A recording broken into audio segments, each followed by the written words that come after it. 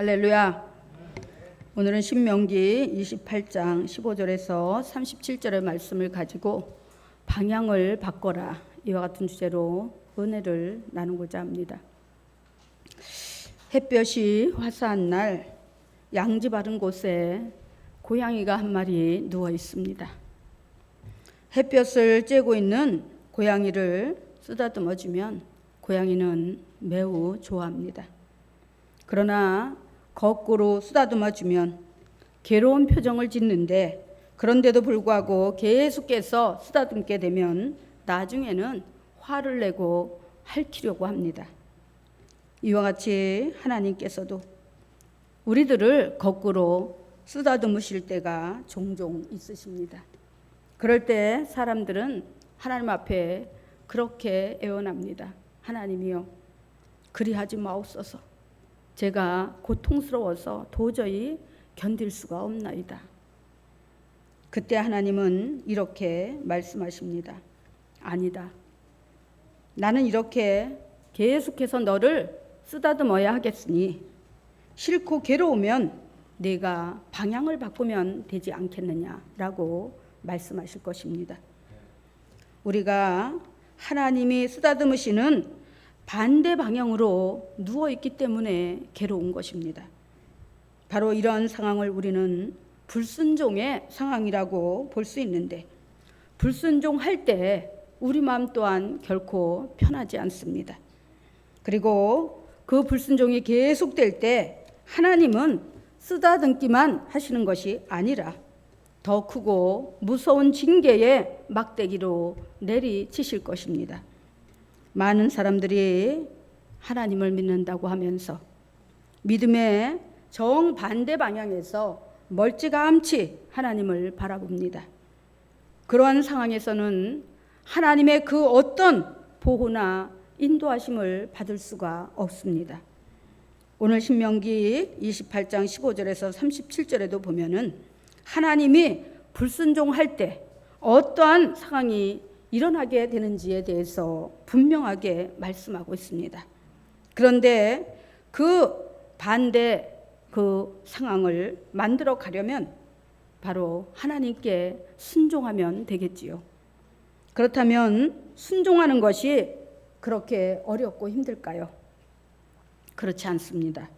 성경에도 보면은 하나님을 떠나 순종하지 않고 불순종의 방향으로 나아갔으나 그렇게 해서는 안 된다는 것을 깨닫고 다시 돌이켜서 불순종에서 순종의 방향으로 바꿔서 바로 인생의 봄날을 맞이한 사람들이 많이 있습니다. 그 대표적인 케이스인 세 사람을 우리가 한번 찾아보겠습니다. 첫째로 룻기에 나오는 나오미라는 여인입니다. 사사들이 치리하던 때에 유다 베들레헴 땅에는 극심한 흉년이 있었습니다. 그러자 많은 사람들이 삶의 고난을 겪었는데 그 중에 유다 지파 출신 엘리멜렉의 가정도 예외는 아니었습니다. 그런데 똑같은 상황에서 믿음으로 하나님을 바라보고 하나님께 더 다가들면서 하나님, 이 상황이 너무나 고통스러우니, 이 상황이 너무나 참을 수 없는 그런 고난이 오니 이 고난을 멈추고 형통한 그런 상황을 만들어 주시옵소서 하면서 하나님 앞에 기도하는 것이 아니라 하나님을 등지고 반대 방향으로 세상을 향해 나아갔습니다. 그리고 그들이 나아가 정착한 것은 바로 우상을 섬기는 땅 모압 지방이었습니다. 그곳에서 엘리멜렉과 나오미 그리고 그의 두 아들 말륜과 기료는 열심히 일해서 집도 장만하고 결혼도 하였습니다. 그러면서 마음속으로 생각했을 것입니다. 역시 유다 베들레헴을 떠나오길 참 잘했어. 아마도 지금까지 그 지역에 있었다면 우리는 굶어 죽었을지도 몰라. 과연 그랬을까요? 그렇게 안주하며 하나님과 정반대의 방향으로 나아갔던 엘리멜렉, 즉 나오미의 가정은 얼마 안가 풍비박산이 나고 말았습니다. 남자는 모두 죽고 세 여자만 오롯이 남겨지고 말았던 것입니다. 그때야 나오미는 깨닫습니다. 하나님과 정반대 방향, 순종에서 불순종의 방향으로 나아가면 절대 안 된다는 것을 그는 다시 둘째 자부 룻과 함께 불순종에서 순종의 방향으로 바꾸고 유대 땅 베들레헴 땅으로 돌아옵니다. 그러자 이미 하나님께서는 철저한 계획 속에 모든 것을 준비하시고 믿음의 사람, 순종의 사람 룻을 통해서 새로운 가정을 허락하시는 것을 볼 수가 있습니다. 그래서 룻기 2장 12절에서는 이렇게 말씀합니다. 야훼께서 내 행한 일에 보응하시기를 원하며 이스라엘의 하나님 야훼께서 그 날개 아래 보호를 받으러 온 내게 온전한 상 주시기를 원하노라. 할렐루야. 여러분, 순종과 불순종의 차이가 얼마나 큰지 아십니까? 나오미의 가정이 불순종할 때 3명의 남자가 죽었습니다. 그러나 다시 그 방향에서 돌이켜서 순종의 방향으로 나오자 사는 역사가 일어났습니다. 그러므로 불순종은 사망이요 순종은 생명인 것입니다. 우리도 약 3년 전부터 시작된 코로나와 또 그 경제적 침체로 인해서 너나 할 것 없이 큰 어려움을 겪었습니다. 그런 상황 속에서 수많은 성도들이 믿음의 지경을 떠나 세상으로 나아갔습니다. 물론 그 방향에서 돌이켜 믿음의 지경으로 다시 돌아온 사람들도 많이 있을 것입니다. 그러나 아직도 돌이키지 않고 세상 가운데 바로 헤매이는 자가 있다면 즉시 불순종의 방향에서 순종의 방향으로 바꾸어야 하는 것입니다. 왜냐하면 우리는 그런 생각을 합니다. 내가 능력이 있고 내가 삶에 많은 경험과 노하우가 있고 그래도 내가 언제든지 도움을 청하면 도와줄 수 있는 그런 인맥들이 있고 아직은 살만해. 그러면서 하나님께로 돌이키지 않고 세상을 의지할 때에 과연 그 끝은 무엇일까요? 성공일까요? 실패일까요? 성경은 분명히 말씀합니다. 너의 행사를 주께 맡기라. 그리하면 그가 이루시리라. 사람이 마음으로 자기의 길을 계획할지라도 그 걸음을 인도하는 자는 야훼시니라. 우리 인생의 하루하루가 주님의 계획 속에 들어있고 우리의 인생의 모든 과정이 하나님의 계획하심과 인도하심 가운데 들어있다는 사실입니다. 아무리 인간의 그런 좋은 뛰어난 아이템을 가지고 있고 삶의 어떤 노하우와 경험이 있다 할지라도 하나님께서 막으시면 아무 소용이 없다는 것입니다. 나오미가 축복의 땅, 하나님을 섬기는 예배의 땅, 그 순종의 땅을 떠나서 하나님을 알지 못하는 우상의 땅 모압으로 내려갈 때 하나님이 보지 않으셨을까요? 그래, 어디 한번 네 힘으로 한번 살아봐. 그러나 후회는 하지 말아라. 그래서 내 식구는 열심히 일을 해서 돈을 모아서 집도 사고 결혼도 하고 그러면서 어느 정도 안정된 삶을 살아가고 있었습니다. 그런데 한 치 앞도 내다볼 수 없는 것이 인생이라고 그들의 그 평화롭고 안정된 가정에 그런 비운이 닥칠 거라고 누가 생각이나 했겠습니까? 근데 더군다나 남자들만 그 가정의 기둥이 될 만한 남자들만 고스란히 죽었다는 사실입니다. 그게 우연일까요? 하나님은 우리의 일거수일투족을 모두 감찰하고 계십니다. 세상의 어떤 환경과 고난 가운데서도 어떤 방향을 바라보면서 우리가 나아가는지, 세상을 바라보고 사람을 바라보면서 나아가는지, 아니면 십자가를 바라보고 길이요 진리요 생명이신 주님을 바라보면서 나아가는지 그 방향을 주목하고 있다는 것입니다. 할렐루야. 우리 신흥교회 성도분들은 한 명도 그런 분 없을 줄 믿지만은 만약에 그런 분이 있다면 즉시 그 방향을 바꿔서 순종의 방향으로 돌이키시기를 주님의 이름으로 축원합니다. 두 번째로 바로 아람 군대 장관 나아만이란 사람이 있었습니다. 열왕기하 5장에 보면은 그때 역시도 이스라엘 땅에 큰 흉년이 있다 보니까 사는 것이 참으로 고통스러운 시대였습니다. 당시 이스라엘에는 엘리사라는 하나님의 선지자가 있었는데 하나님의 뜻을 받들어서 왕들을 건면하고 백성들을 주께로 돌이켜 어려운 상황을 극복해 나갈 수 있기를 독려하고 있었습니다. 그런데 아람 지역에 사는 나아만이라는 그런 군대 장관이 문둥병, 즉 나병이 들어 고통 가운데 지내고 있었습니다. 그 집에는 이스라엘의 어린 소녀가 사로잡혀 와서 주방에서 시중 들고 있었는데 나아만이 나병에 걸렸다는 얘기를 듣고 그 주방 주모에게 이렇게 말을 합니다. 나아만 장군이 사마리아에 계신 선지자 앞에 계셨으면 저가 그 문둥병을 고치셨을 것입니다. 이 얘기를 듣자마자 기가 솔깃해진 주모는 곧바로 그 소식을 나아만 장군에게 전합니다. 그러자 나아만은 당시에 자신의 나라의 왕에게 총애를 받던 그런 군대 장관이었으므로 자신의 사정을 이야기하고는 허락을 받아 곧 이스라엘로 떠나게 됩니다. 이윽고 엘리사 선지자 앞에 나아간 나아만은 병을 고칠 기대감을 가지고 선지자 바로 그 엘리사의 처방을 기다리고 있었는데 엘리사 선지자는 그에게 이런 처방을 내립니다. 요단강에 가서 7번 몸을 씻고 나오시오.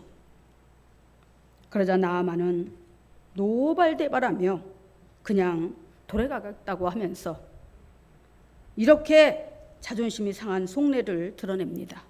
열왕기하 5장 11절에 보니까 나아만이 노하여 물러가며 가로되 내 생각에는 저가 내게로 나와 서서 그 하나님 야훼의 이름을 부르고 당처 위에 손을 흔들어 문둥병을 고칠까 하였노라. 다맥색강 아마나와 바르발은 이스라엘의 모든 강보다 깨끗지 아니하냐. 내가 거기서 몸을 씻으면 깨끗하게 되지 아니하랴 하고 몸을 돌이켜 분한 모양으로 서서 이렇게 말씀하고 있습니다. 여기서 우리가 간과하지 말아야 할 것이 있습니다. 하나님의 용서와 긍휼과 자비를 구할 때는 반드시 회개가 전제되어야 한다는 사실입니다. 그동안 지었던 불순종의 죄를 낱낱이 하나님께 회개하고 돌이킬 때 하나님의 긍휼하심과 그리고 선처와 사하심이 있는 것입니다. 마찬가지로 나아만 장군은 수시로 이스라엘을 침공했습니다. 자신의 집에서 부리고 있는 어린 소녀도 그 전쟁 때 사로잡아온 그런 소녀였습니다. 그런데 무엇을 잘했다고 그저 주의 종이 안수하기만 해주면 다 되는 걸까요? 안수기도는 주의 종의 특별한 영적 권한이며 믿음이 있는 자들이 사모하고 또 믿음이 있는 자들에게 하나님이 주의 종으로 도구 삼아서 사용하시는 바로 바디랭귀지의 솔루션입니다. 그런데 그저 안수기도는 아무나 해주고 또 아무나 안수기도를 받는다고 해서 하나님의 은혜가 임할까요? 여러분이 생각하시기에도 어처구니가 없지요. 더군다나 하나님을 믿지 않는 그 나아만이라는 자가 무조건 하나님의 선지자니까 와서 병 고쳐달라고 하면 엘리사가 손을 얹어서 안수기도 해줄 줄 알았던가 봐요. 그런데 옆에서 이 모습을 지켜보던 현명하고 지혜로운 신하들이 나아만에게 이렇게 권면을 합니다. 나아만 장군님, 하나님의 선지자가 당신을 명하여 이보다 더 큰 일을 행하라 한다 할지라도 병을 고치기만 한다면 당연히 해야 하지를 않겠습니까?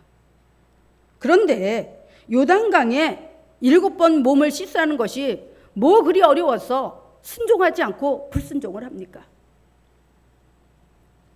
7번 씻으라면 씻는 거지요. 그대로 그 나병을 안고 다시 고국으로 돌아가겠습니까? 아니면 이 자리에서 선지자 엘리사의 명령에 따라서 순종해서 병을 고치고 가겠습니까? 신하들의 이 말에 머쓱해진 나아만은 못 이기는 척 요단강으로 기어 들어갑니다. 그리고 일어났다 앉았다를 7번을 반복하고 나와 보니까 그 흉측하게 나병에 들었던 그 몸이 온데간데 없이 사라지고 어린아이 살처럼 뽀얗고 하얗게 변화되어 있었다는 사실입니다. 할렐루야. 그는 그제서야 선지자 엘리사의 의도를 깨닫고 너무나 기뻐서 아람에서 가져온 금은보화를 답례품으로 전하는데 엘리사 선지자는 그 답례품을 이런지하에 거절합니다. 왜냐하면 그때 당시 이스라엘에는 7년 흉년이라는 아주 심한 흉년과 기근에 많은 사람들이 굶어 죽어가고 있었습니다. 그런데 그 나아만의 병을 고쳐줬다 해서 그 금은보화를 답례품으로 받는다고 해서 그것을 어디에다 사용을 하겠습니까? 또한 오직 하나님의 영광으로 그렇게 그 치료의 역사가 일어났는데 그것을 자기의 영광인 양 취하고 싶지도 않았던 것입니다. 그래서 나아만에게 받지 않고 그대로 돌아가라고 이야기를 합니다. 그러자 나아만은 자신의 죄를 회개하고 앞으로는 야훼 하나님만 섬기겠다고 우상을 섬기던 그 불순종의 방향을 하나님만 바라보는 순종의 방향으로 바꾸겠다고 그렇게 결단하고 하나님을 자신의 바로 신으로 모셔드리는 것을 볼 수가 있습니다. 우리가 한번 찾아볼까요? 열왕기하 5장 17절에서 18절까지 보겠습니다. 열왕기하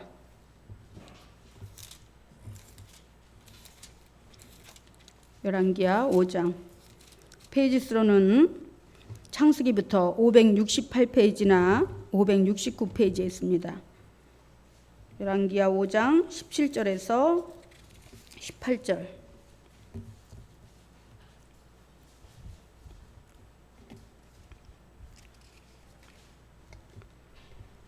맨 앞에 창세기부터 568면이나 569면 열왕기하 5장 17절에서 18절. 다 찾으셨으면 다 같이 합독하겠습니다. 시작. 나아만이 이르되 그러면 청하건대 노새 2마리의 실을 흙을 당신의 종에게 주소서. 이제부터는 종이 번제물과 다른 희생제사를 여호와 외에 다른 신에게는 드리지 아니하고 다만 야훼께 드리겠나이다. 오직 한 가지 일이 있사오니 야훼께서 당신의 종을 용서하시기를 원하나이다. 곧 내 주인께서 림몬의 신당에 들어가 거기서 경배하며 그가 내 손을 의지하심에 내가 림몬의 신당에서 몸을 굽히오니 내가 림몬의 신당에서 몸을 굽힐 때에 야훼께서 이 일에 대하여 당신의 종을 용서하시기를 원하나이다 하니. 아멘. 자신의 왕이 우상을 섬기는데 그 우상을 섬기러 들어갈 때에 그 나아만의 손을 의지한다는 거예요. 그런데 자신은 그 우상에게 절하지 않겠지만은 옆에서 자기를 의지하는 그 왕의 손까지 뿌리칠 수는 없으니까 함께 그 신당에 섰을 때에 자신을 용서해달라고 이렇게 고백하고 있는 것입니다. 할렐루야. 얼마나 아름다운 순종의 모습입니까? 천연과도 같은 문둥병을 고침받고 정말 그 한평생 그때까지 살아오면서 우상만 섬겼던 그 무지하고 어리석고 연약한 사람이 이제 하나님의 은혜를 체험하고 나서 정말 한나라의 그 군대 장관이면은 왕의 직속 부하로서 모든 명령을 받아서 그것에 순종해야 됨에도 마땅함에도 불구하고 그는 어떻게 해요? 이제 하나님만 섬기겠다는 거예요. 할렐루야. 하나님께만 번제를 드리겠다는 것입니다. 하나님을 알지 못한 이방인이 이와 같은 놀라운 그 불순종에서 순종의 방향으로 바꾸는 것을 보면서 여러분은 지금 여러분의 신앙의 방향이 어디를 향하고 있는지 깊이 생각해 보아야 하는 것입니다. 오직 하나님만 바라보고 하나님의 말씀에 순종하는 순종의 사람입니까? 아니면 말로만 믿습니다 하며 그 행위의 방향은 불순종의 세상을 향하고 있습니까? 비록 하나님을 모르고 하나님께 택함받지도 않은 이방인이지만 자신의 문제를 가지고 세상으로 가지 않고 하나님께 나왔던 나아만, 자신을 푸대접하는 것 같아 자존심이 상했지만 아랫사람의 권고도 받아들일 줄 아는 넓은 마음으로 끝내 하나님의 말씀으로 명령하는 주의 종의 말에 순종함으로 그 악하고 흉한 나병을 고침받고 우상을 섬기는 그런 죄악된 길에서 돌이켜서 오직 야훼만 섬기겠다고 그 방향을 온전히 하나님께 돌이키는 나아만을 보면서 여러분은 무슨 생각이 드십니까? 아마도 나아만은 자기 고국으로 돌아갔어. 전쟁 때 볼모로 사로잡아왔던 그 소녀도 자기 집으로 돌려보냈을 것입니다. 그리고 정말 믿음으로다가 하나님을 바라보면서 내가 지금까지 세상에서 우상을 섬겼던 그 모든 신은 가짜였구나. 오직 이스라엘의 야훼 하나님만이 진짜 신이구나 하면서 그 인생의 전부를 그 야훼 하나님께 걸었을 것입니다. 할렐루야. 우리 모두도 다시 한번 내 인생의 방향은 어디를 향하고 있는지 점검해 볼 필요가 있는 것입니다. 오늘 이 시간에 여러분이 여러분의 믿음의 방향을 온전히 하나님께로 향해서 하나님 안에서 늘 형통하고 성공된 삶을 사시기를 주님의 이름으로 축원합니다. 이제 세 번째, 바로 큰 자가 되어서 군림하던 사울이 작은 자가 된 바로 사도 바울이라는 사람이 있습니다. 우리가 사도행전 한번 찾아볼까요? 사도행전 뒤로 넘어가서 신약의 사도행전 7장 55절을 보겠습니다.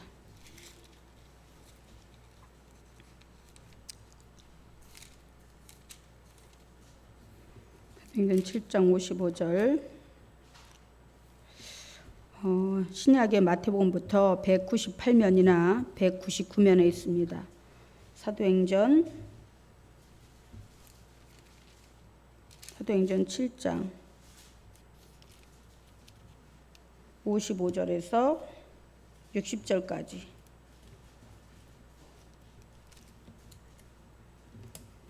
(55절에서 60절까지) 다 같이 합독하겠습니다. 시작.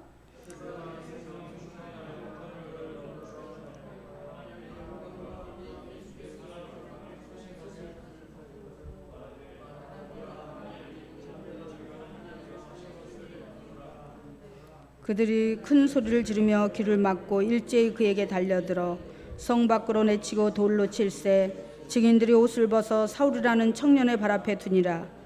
그들이 그 돌로 스데반을 치니 스데반이 부르짖어 이르되 주 예수여 내 영혼을 받으시옵소서 하고 무릎을 꿇고 크게 불러 이르되 주여 이 죄를 저들에게 돌리지 마옵소서 이 말을 하고 자니라. 또 8장 1절에서 3절까지 또 보겠습니다. 시작. 사울이 마땅히 여기더라. 그날에 예루살렘에 있는 교회에 큰 박해가 있어 사도 외에는 다 유대와 사마리아 모든 땅으로 흩어지니라. 경건한 사람들이 스데반을 장사하고 위하여 크게 울더라. 사울이 교회를 잔멸할새 각 집에 들어가 남녀를 끌어다가 옥에 넘기니라. 아멘. 바로 우리가 잘 아는 사도 바울이 이런 사람이었습니다. 그가 율법주의자였음에도 불구하고 하나님의 구약에 대해서는 모세오경에 대해서는 너무나도 잘 알지만 그 모세오경에 담긴 예언의 의미, 하나님의 구원의 의미를 그는 깨닫지를 못했던 것입니다. 그래서 하나님은 알았지만 하나님의 아들로 메시아요 구세주로 오신 예수님에 대해서는 전혀 알지를 못했던 것입니다. 그리고 그는 그 로마 정부에서 얻은 그 권위와 권세와 그리고 세상적인 스펙을 가지고 예수 믿는 자들을 철저하게 아주 혹독하게 핍박을 했습니다. 그는 당시에 최고의 아카데미로 여기는 가마리알 문화에서 수학을 했고 로마 시민권을 가지고 있었으며 또 학문으로는 율법학자요 그리고 베냐민 지파 사람이었습니다. 이 정도의 스펙이면 아마도 그 당시에 소위 잘 나가는 사회계층 1% 안에 든다고 해도 과언이 아닐 것입니다. 예수 그리스도에 대해 무지했던 사울은 자신이 지닌 세상 스펙을 가지고 예수 그리스도를 믿는 자들을 이단시하며 그들을 잔멸하는 데 앞장섰고 참으로 죄인 중에 죄인이요 죄인의 계수였습니다. 사울의 이런 핍박을 견디다 못해 각처로 흩어진 크리스찬들을 찾아내서 진멸하기 위해서 어느 날 또 다메섹 도상으로 내려가다가 부활하신 예수 그리스도를 만나게 됩니다. 우리가 다시 한번 사도행전 9장을 한번 보겠습니다. 사도행전 9장 1절에서 15절까지 보겠습니다. 뒤로 넘겨서 9장 1절에 15절 한 절씩 교독하겠습니다. 제가 먼저 하겠습니다. 사울이 주의 제자들에 대하여 여전히 위협과 살기가 등등하여 대제사장에게 가서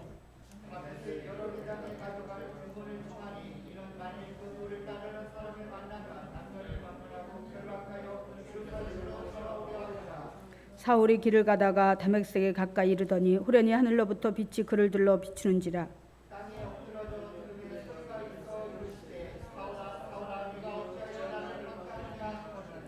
대답하되 주여 누구시니까? 이르시되 나는 네가 박해하는 예수라.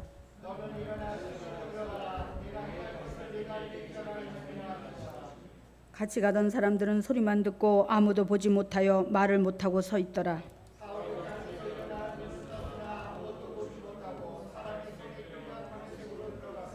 사흘 동안 보지 못하고 먹지도 마시지도 아니하니라.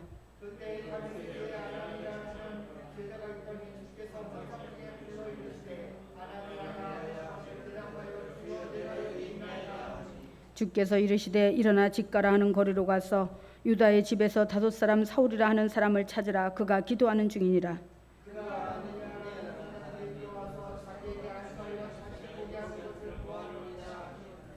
아나니아가 대답하되 주여 이 사람에 대하여 내가 여러 사람에게 듣사온즉 그가 예루살렘에서 주의 성도에게 적지 않은 해를 끼쳤다 하더니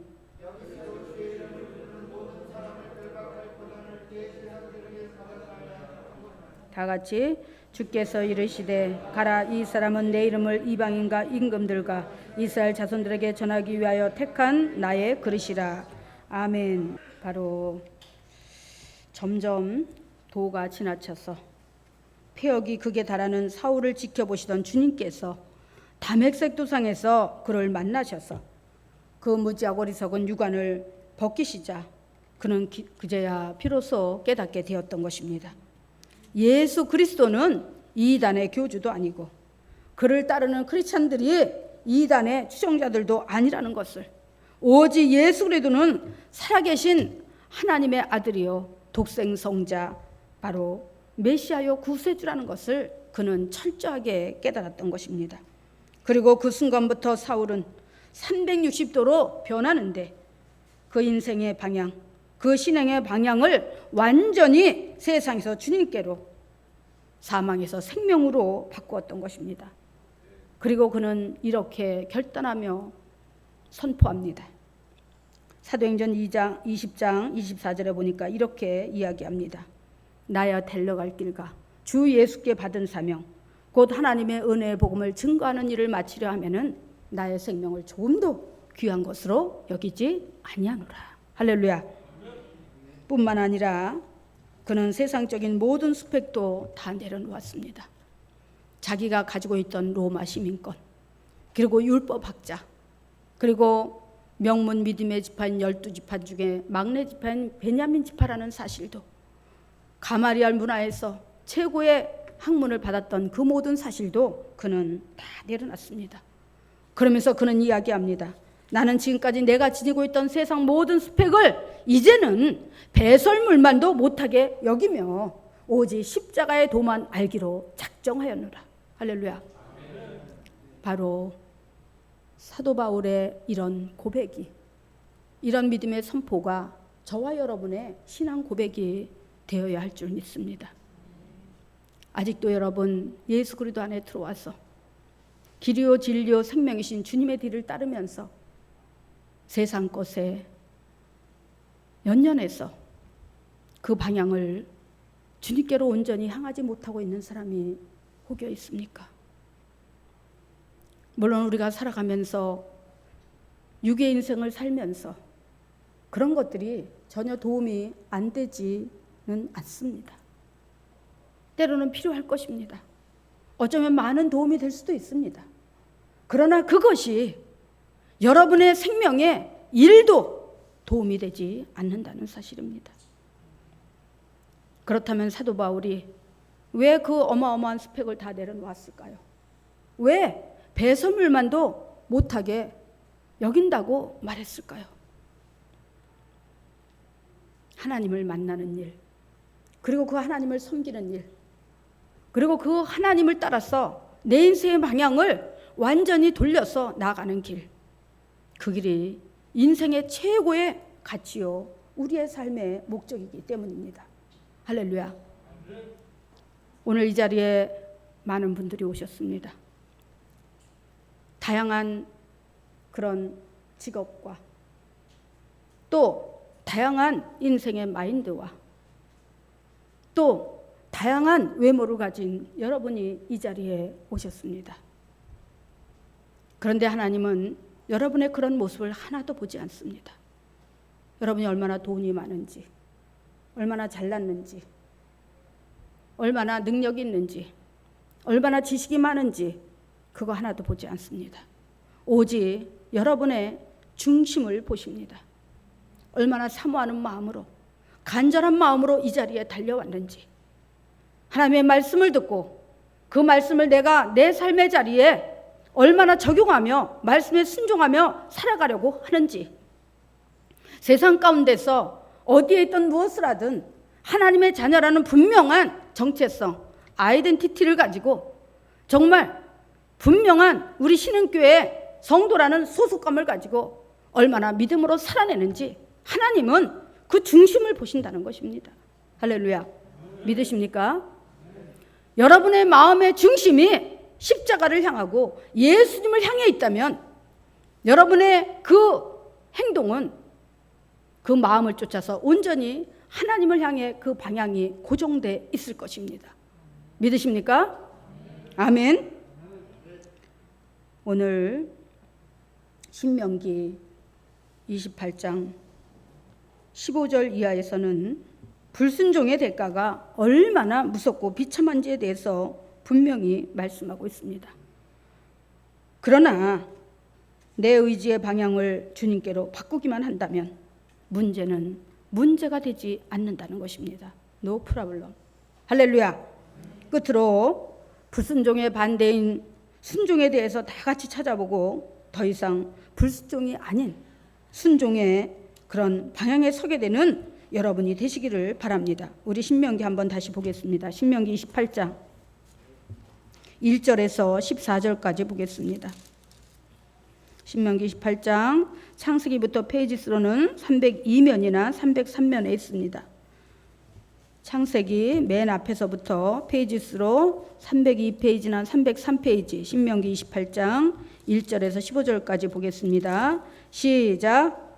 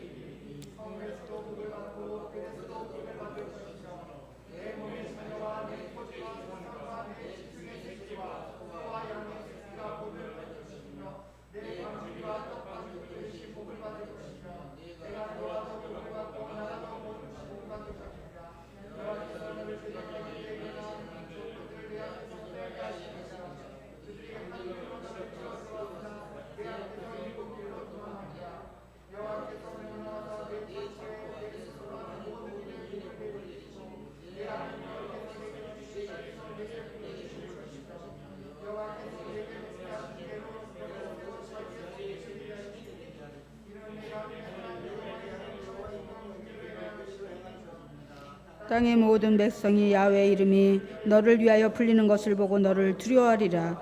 야훼께서 내게 주리라고 내 조상들에게 맹세하신 땅에서 내게 복을 주사 내 몸의 소생과 가축의 새끼와 토지의 소산을 많게 하시며 야훼께서 너를 위하여 하늘의 아름다운 보고를 여시사 내 땅에 때를 따라 비를 내리시고 내 손을 하는 모든 일에 복을 주시리니 내가 많은 민족에게 꾸어줄지라도 너는 꾸지 아니할 것이요 야훼께서 너를 머리가 되고 꼬리가 되게 하지 않게 하시며 위험한 이과 아래에 있지 않게 하시리니 오직 너는 내가 오늘 내게 명령하는 네 하나님 야훼의 명령을 듣고 지켜 행하며 내가 오늘 너희에게 명령하는 그 말씀을 떠나 자로나 우러나 치우치지 아니하고 다른 신을 따라 섬기지 아니하면 이와 같으리라.